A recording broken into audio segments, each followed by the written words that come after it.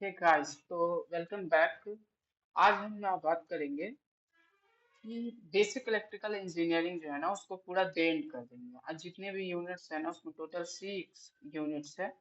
तो वो total units को हम ना इस पूरे एक लॉन्ग से लेक्चर में कवर करके खत्म करते हैं, क्योंकि बहुत टाइम हो गया, सेमेस्टर भी बीतता जा रहा है। तो आज इस चीज को खत्म करते हैं। तो पहले हमें फर्स्ट यूनिट को समझने से पहले छोटा छोटा उसमें जो स्टार्टिंग का बेसिक टॉपिक है वो समझते हैं। तो पहला जो चीज है वो है कि डिफरेंस क्या होता है। हम क्या पढ़ने जा रहे हैं? हम डीसी सर्किट पढ़ने जा रहे हैं। ठीक है। मॉड्यूल 1 हमारा जो यूनिट 1 है वो डीसी सर्किट पढ़ने जा रहे हैं। तो डीसी सर्किट, इसमें सर्किट जो वर्ड है या डीसी है उसका मतलब क्या है पहले ये समझ लेते हैं। ठीक है। तो सर्किट और नेटवर्क में क्या डिफरेंस है? A network never form a loop. एक नेटवर्क ना लूप नहीं बनाता है। मतलब पता है, देखिए आप, एक सर्किट जैसे कि आपके घर में जो कनेक्शन होता है वो लूप में होता है, क्योंकि वो कहीं ना कहीं से कनेक्शन जाके कहीं पे अटैच होता है। अगर उसी को हम क्या करें कि उसको ओपन छोड़ दें, लाइक आप एक चीज आप सोचो, एक दो तार लेके गए आप पंखे के लिए, एक तार को कनेक्ट कर दिए पंखे से और दूसरे तार को नहीं कनेक्ट किए, तो क्या वो पंखा चलेगा? नहीं चलेगा ना। तो इसी, हाँ, कब चलेगा? जब दोनों तार कनेक्टेड होगा, वायर जो होगा कनेक्टेड होगा तब चलेगा, क्योंकि वो क्लोज लूप फॉर्म करेगा। इसलिए तो बेसिक जो डिफरेंस है ये यही है कि नेटवर्क क्या है, एक वो जो है ना वो फॉर्म नहीं करता है हमारा क्या, लूप। तो लूप आप ही बताओ, जो आपके पंखे के लिए मैंने जो बताया जिसमें एक वायर कनेक्टेड नहीं था वो क्या है? तब वो हुआ ना, वो हुआ नेटवर्क जिसमें एक कनेक्टेड नहीं हुआ। और जब दोनों कनेक्टेड होगा तो वो होगा सर्किट। यहाँ पे जैसे आप देखिए लिखा हुआ है, a circuit is always form a loop. ठीक है। एक सर्किट क्या है? एक लूप को हमेशा फॉर्म करता है, राइट। इसका एग्जांपल क्या है? Buddha circuit eight Noida. या देखिए नेटवर्क क्या है? रेलवे का स्टेशन क्या होता है देखते हैं, कहीं से ले जाके कहीं ओपन करके छोड़ दिया जाता है। ऐसा होता है कि नहीं होता है? तो यही बात है। ठीक। उसके बाद देखिए डेफिनेशन क्या होता है। An electric circuit is a close network of electrical element which contains at least one source which makes current to flow। Electrical circuit क्या है? एक क्लोज नेटवर्क है। नेटवर्क का क्लोज पार्ट, ना कि ओपन ओपन नेटवर्क। और उसमें क्या होंगे? पैसिव एलिमेंट होंगे, एक्टिव एलिमेंट होंगे। इलेक्ट्रिकल एलिमेंट के टाइप्स क्या है? टू टाइप्स है, एक्टिव कंपोनेंट, पैसिव कंपोनेंट। ठीक। तो एक्टिव कंपोनेंट का मतलब जो लॉन्ग इंटरवल ऑफ टाइम के लिए एनर्जी सप्लाई करता है, और पैसिव एलिमेंट मतलब जो शॉर्ट इंटरवल ऑफ टाइम के लिए सप्लाई करता है, उससे ही हम बोलते हैं। ठीक है, इतना समझ गए आप लोग? उसमें सोर्स भी तो लगा होगा ना। जब हम रजिस्टर लगा रहे हैं, ट्रांजिस्टर लगा रहे हैं, ट्रांसफार्मर लगा रहे हैं, और सोर्स ही ना लगाए तो क्या फायदा? कोई फायदा है? नहीं फायदा है ना। तो ये आप खुद सोचो कि ये लगाना जरूरी है तभी तो। अब डीसी नेटवर्क क्या होता है इसके बारे में जानते हैं। इसका हिंदी, डीसी नेटवर्क का जो हिंदी होता है वो एक दिश धारा, एक दिश धारा इसका हिंदी होता है। ठीक है। और इसकी एवरेज वैल्यू जो है, इसका एवरेज वैल्यू हम जानते हैं, और ये कांस्टेंट वैल्यू है। मतलब कि कांस्टेंट वैल्यू क्या मतलब? डीसी में 5 वोल्ट दे रहे हैं तो 5 ही वोल्ट जाते रहेगा हमेशा, ऐसे ऐसे ऐसे। उसमें वैल्यू में वेरिएशन आएगा? नहीं ना। तो वो नहीं आ सकता है। इसका क्या है? एन इलेक्ट्रिक करेंट उस मैग्नीट्यूड, मतलब इसका magnitude either constant or variable but the direction remains the same is called direct current। आप ही सोचो, 5 वोल्ट दे रहे हैं तो 5 ही वोल्ट जाएगा, राइट। और उसका डायरेक्शन क्या होगा? सेम रहेगा कि नहीं रहेगा? प्लस पॉजिटिव निगेटिव ऐसा थोड़े होगा। पॉजिटिव में जा रहा है, पॉजिटिव साइकिल है तो पॉजिटिव, निगेटिव में जा रहा है तो निगेटिव। इसको किस चीज से डिनोट करते हैं? डीसी करंट को हम डीसी से करते हैं। ठीक है। Sources of DC are voltage cell और ड्राई सेल, बैटरी, ये सब जो क्या है, एग्जाम्पल है कि डीसी जो हमारा हम लेते हैं वोल्टेज, वो कहाँ से आता है? तो या तो ड्राई सेल से लेते हैं या बैटरी से लेते हैं, डीसी जनरेटर होता है उससे लेते हैं। तो ये सब एग्जाम्पल है हमारा डीसी का, कहाँ से सोर्स बन के वो मिलता है हमें। ठीक है, इतना आप समझ गए।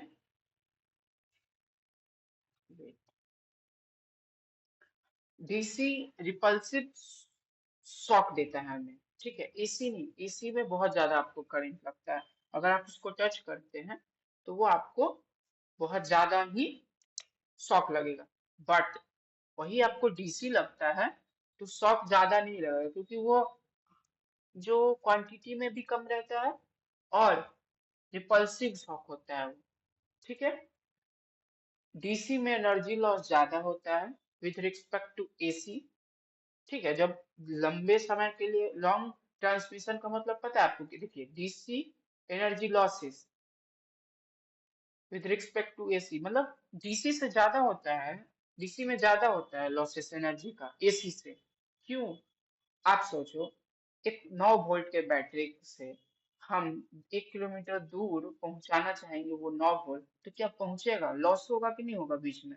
लेकिन वही एसी होगा तो वो क्या होगा, पॉजिटिव साइकिल, हाफ साइकिल, ऐसे मतलब पॉजिटिव हाफ, निगेटिव हाफ करते करते उसको कितना दूर से आता है ना, आप सुनते हैं ना कि हाँ वो एनर्जी प्लांट से आ रहा है, उतने दूर से ना यहाँ पे आता है, मतलब उस कांट एनर्जी पावर जनरेशन जहाँ भी होता है वहां से 33 लाख वोल्ट, 11 लाख वोल्ट का सप्लाई यहाँ पे मिलता है, तो वो पूरा करता है। तो ऐसे ही होता है। डीसी अल्टरनेटिंग करंट क्या है? ठीक, डीसी अल्टरनेटिंग करंट प्रत्यावर्ती धारा, इसका हिंदी है। An electric current whose magnitude changes with time and direction reverse periodically, ये आपका ये point, periodically is called alternating current। ऐसा करंट जो ना, जिसका मतलब टाइम के साथ ना मैग्नीट्यूड चेंज हो, ओके, और डायरेक्शन भी चेंज हो, मतलब पहले पॉजिटिव फिर negative, positive negative, positive negative. Right, positive negative का मतलब समझाऊं आपको, ये हुआ पॉजिटिव नेगेटिव का मतलब, देखिए ये है, ये क्या है, ये वाला पॉजिटिव साइकिल है, पॉजिटिव, और यहाँ ये निगेटिव जा रहा है, क्योंकि ये देखिए इधर जो है क्या है, वाई है। ठीक, जो पॉजिटिव डायरेक्शन में ऊपर जा रहा है और ये निगेटिव डायरेक्शन में नीचे, समझ गए? तो ऐसे ही है हमारा ये। अब इसको मैं क्लीन कर देता हूँ। तो अल्टरनेटिंग करंट क्या है आप समझे, और अल्टरनेटिंग करंट को हम एसी से डिनोट करते हैं। ओके, ठीक है। तो सोर्सेस क्या है हमारा, सोर्सेस की इलेक्ट्रिक करंट हम, मतलब करंट चाहिए, एसी करंट जो चाहिए वो कहाँ से मिलेगा? हाइड्रो इलेक्ट्रिक जनरेटर से, मतलब हाइड्रो इलेक्ट्रिक जनरेटर से जहाँ जनरेट करके एसी में हम को सोर्स के रूप में यूज करते हैं। थर्मल पावर जनरेटर के रूप में जो होता है उससे हमें मिलता है, न्यूक्लियर पावर जनरेशन से मिलता है। तो ये सब सोर्सेस है जहाँ से हम एसी सप्लाई, मतलब एसी जनरेट करते हैं। Okay, the number of cycles completed by AC in 1 second is called frequency। देखिए इस पॉइंट को आपको बिल्कुल ध्यान से याद रखिएगा, ये हर जगह के लिए इम्पोर्टेंट है। सेकेंड यूनिट भी जब हम पढ़ेंगे ना तो वहां पे ये बहुत इम्पोर्टेंट है। ठीक है, तो ये चीज ध्यान रखिएगा आपको, कि 1 सेकेंड में जितना साइकिल कंप्लीट करेगा, जितना साइकिल, इट मीन्स क्या, देखिए ये हुआ हमारा, हुआ ना एक, हम ड्रॉ कर लेते हैं इस चीज को, देखिए ऐसे जो जा रहा है ना ये, तो 1 सेकेंड में, मतलब 1 सेकेंड में मानिए ये इतना कंप्लीट किया। ओके, तो मतलब इसका हुआ ना कि 1 सेकेंड में जितना नंबर ऑफ साइकिल्स कंप्लीट करेगा उससे ही हम फ्रीक्वेंसी कहते हैं। Okay, right. अब the frequency of AC in India is 50 hertz. आप सोच सुने होंगे ना कि 50 हर्ट्ज का यहाँ पे ना हम लोग बिजली यूज करते हैं फ्रीक्वेंसी का। यही आउट ऑफ इंडिया कहीं कहीं 60 हर्ट्ज का भी यूज किया जाता है। मतलब 1 सेकेंड के अंदर में 50 साइकिल ऐसा बनता है। ये हुआ हमारा, देखिए ये जो है ना, ये वाला ऐसा 50 साइकिल बनता है ऐसा। ओके, तो इससे ही हम बोलते हैं क्या, फ्रीक्वेंसी, जो 1 सेकेंड में जितना कंप्लीट होगा। ठीक है, means that AC changes its direction after 1/100 second. मतलब ये हर 1/100 सेकेंड पे चेंज करता है अपना डायरेक्शन। लाइक ये वाला पॉजिटिव से फिर निगेटिव में जाता है, फिर निगेटिव से पॉजिटिव, निगेटिव पॉजिटिव ऐसे होता है। This is complete wave form. ऐसा वेव फॉर्म होता है इसका साइन वेव के फॉर्म में एसी का। एसी कौन सा फॉर्म होता है ग्राफ में का?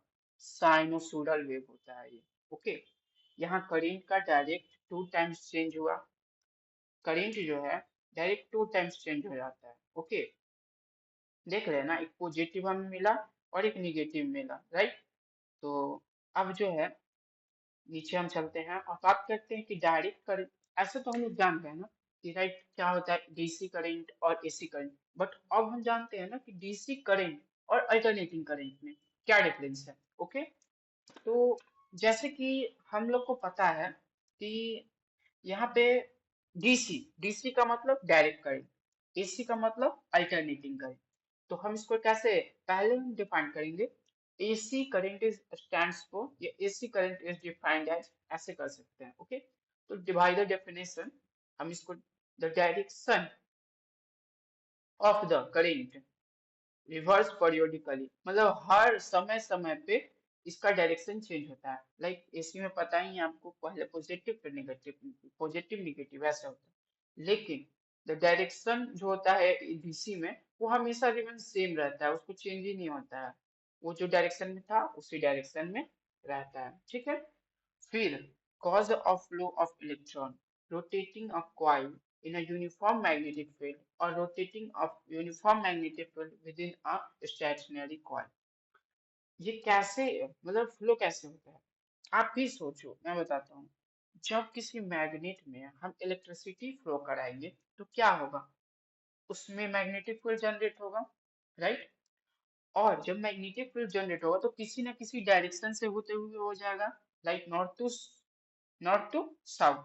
तो क्या होगा, एक वो डायरेक्शन एक फोर्स क्रिएट कर रहा है, जिससे क्या होगा, वो जो फ्लक्स होगा वो कट करेगा, जनरेट होगा। जैसे कि पंखा कैसे काम करता है, उसमें किसी करंट फ्लो करते हैं तभी तो वर्क करता है ना। तो वैसे ही सेम इसमें बताया जा रहा है कि जैसे जैसे इलेक्ट्रिक करंट फ्लो होगा कॉइल में, वैसे वैसे मैग्नेटिक फील्ड जनरेट होगा, और मैग्नेटिक फील्ड जनरेट होने के कारण यूनिफॉर्मली वो जनरेट होगा। तो जो हमारा कॉइल होगा वो रोटेट करेगा। Okay, constant magnetic field across the wire, जो वायर की क्रॉस होगा ना मैग्नेटिक फील्ड वो कांस्टेंट होगा। लाइक जितना वोल्ट जाएगा 5 वोल्ट, वो तो चेंज हो नहीं रहा है, जो एक पोलैरिटी है वही सेम जा रहा है, तो उसमें कुछ नहीं कर सकते, राइट। फ्रीक्वेंसी इसमें कितना होता है, 50 से 60 हर्ट्ज। और यही आप ये देखो तो डीसी में 0 होता है। क्यों होता है, क्योंकि डीसी में पॉजिटिव साइकिल निगेटिव साइकिल ऐसा कुछ आता ही नहीं है ना। कैसे इसमें होगा, इसमें हो नहीं सकता है, राइट। तो direction of flow of electron on the basis of direction, इसके फ्लो ऑफ इलेक्ट्रॉन के फ्लो पे क्या होता है, एसी कैसा होता है, डीसी कैसा होता है। तो इलेक्ट्रॉन क्या होता है, दोनों डायरेक्शन में फ्लो करता है। तो बाई का यहाँ पे जो मतलब है वो होता है दो, बाई मतलब होता है दो, ठीक। तो ये बाई डायरेक्शनल होगा इलेक्ट्रॉन फ्लो इसमें। और इसमें क्या यूनि डायरेक्शनल, एक डायरेक्शन से पॉजिटिव से गया निगेटिव में, बात खत्म। मतलब इसमें कोई डायरेक्शन चेंज नहीं हो रहा है, ठीक। आप ये समझ सकते हो। It can be transmitted over very long distance within negligible losses। जैसे कि मैंने बताया कि हम लॉन्ग ट्रांसमिशन के लिए एसी का इस्तेमाल करते हैं, यूज करते हैं, क्योंकि इसमें लॉसेस जो होता है वो नहीं होता है ज्यादा। एज कम्पेयर टू डीसी वो बहुत ज्यादा, हद से ज्यादा लॉस करता है।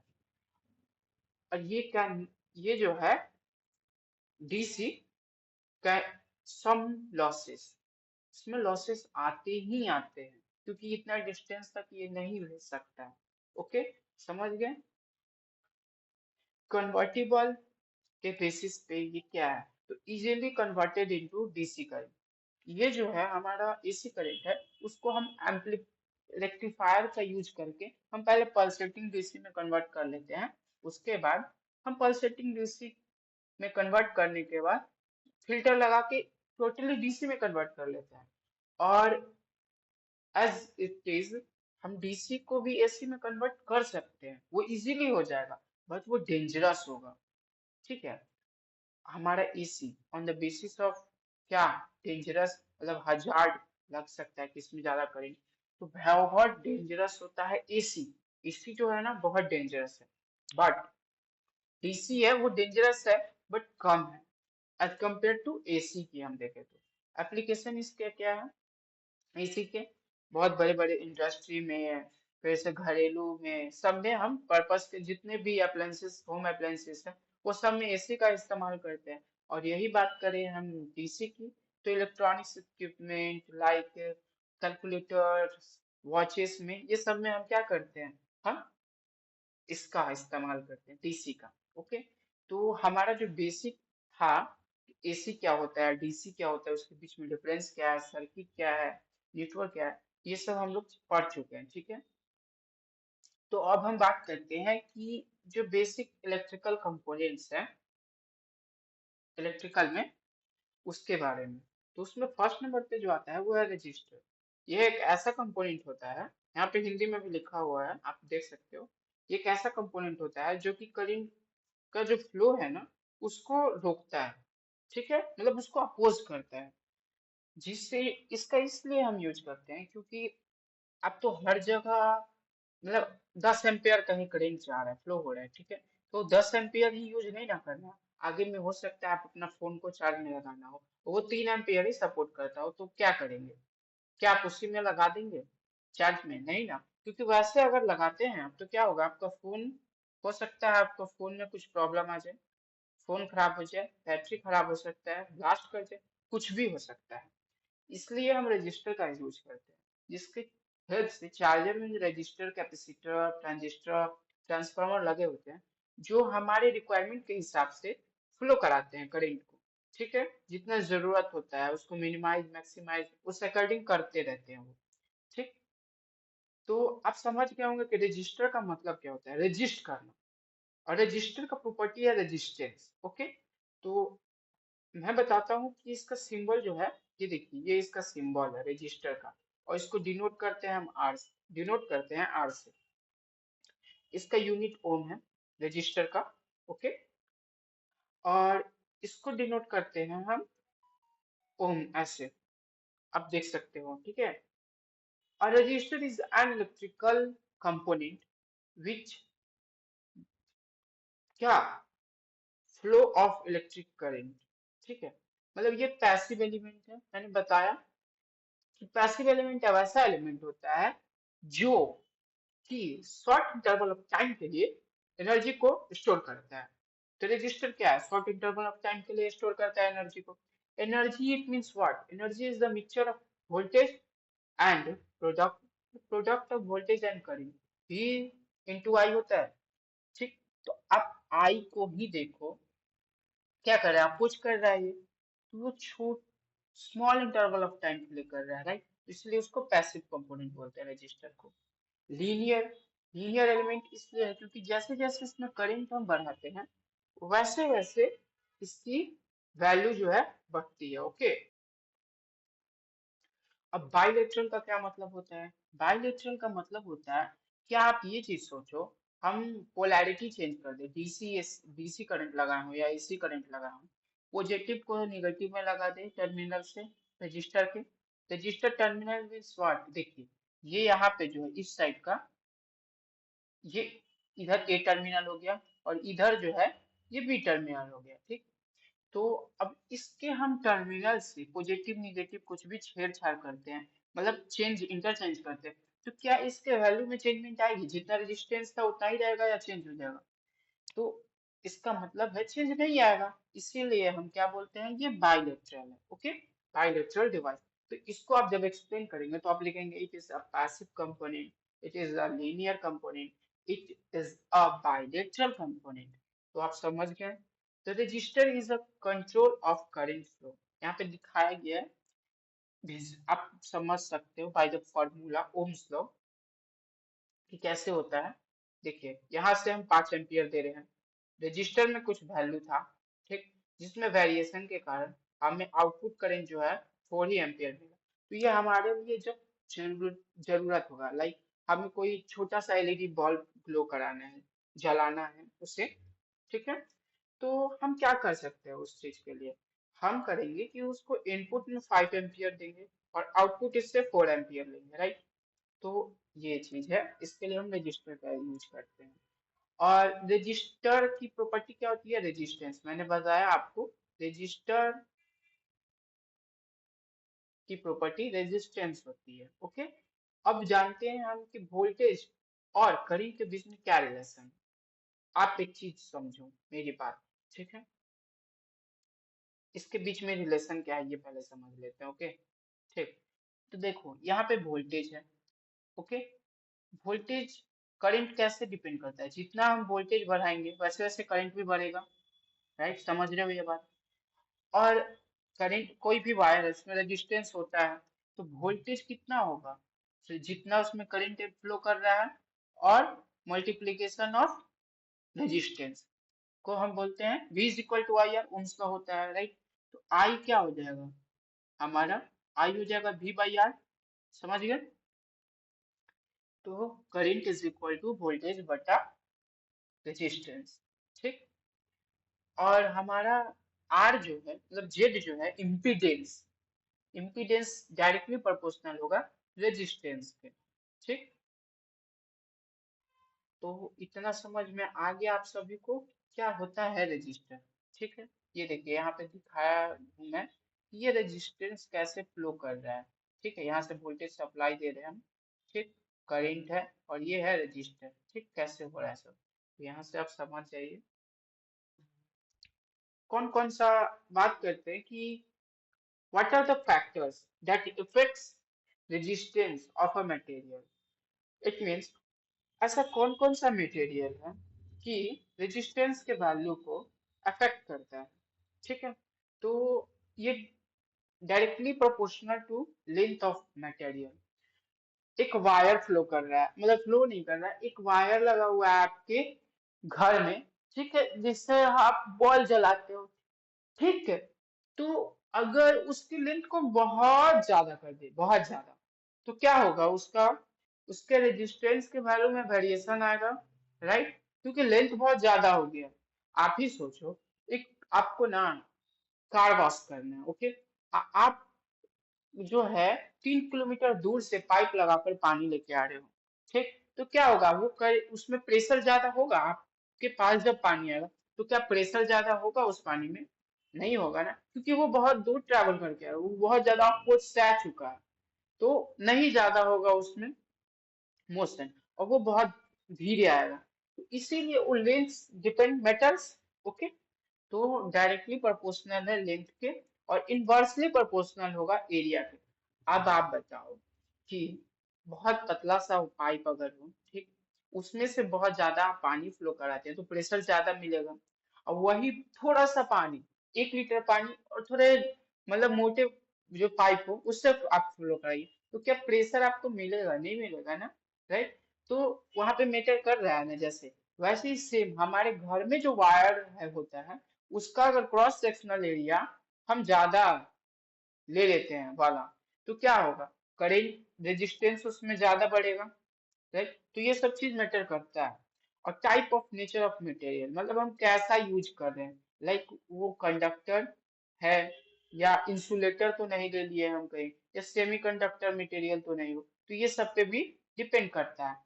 तो हम टोटली जान चुके हैं कि रजिस्टर क्या होता है, रजिस्टर का सिंबल क्या होता है, रजिस्टर पैसिव कंपोनेंट होता है, रजिस्टर जो है बाइलेटरल होता है, रजिस्ट्रेशन क्या होता है, लीनियर डिवाइस होता है।